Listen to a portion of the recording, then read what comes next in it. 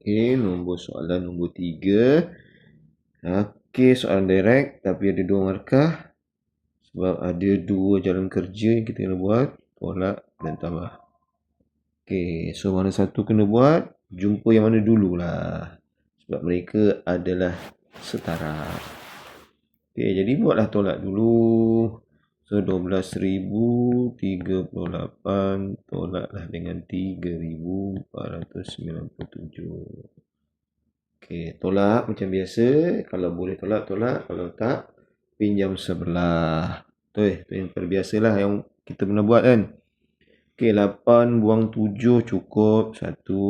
3 buang 9 tak boleh. Pinjam sebelah. Alamak ada sifarnya. Pinjam lagi sebelah. Alamak 2. Tapi kalau orang yang cikgu dah ajar biasa, dia bila sifar tak ada, dia tengok nombor yang seterusnya, dia akan jadi nombor 20. So 20 dia ambil 1, tinggal 19. So sini dipinjam 10. Okey, 3 tolak 9 tak boleh, tapi 10 buang 9 boleh, akan dapat 1. Betul? 3 ni kita tak guna lagi. So 3 dengan 1 dia akan jadi 4. 9 buang 4 boleh 5. Okey, 1 buang 3 tak boleh, tapi kalau perasan dia ada nombor 11. 11 buang 3 adalah tak boleh. Boleh kan 11 buang 3? Bolehlah sebenarnya, iaitu 8.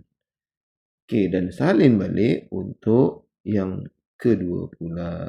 Tambah dengan 89,735. Okey, tambahkan 6, 7, 12, 1.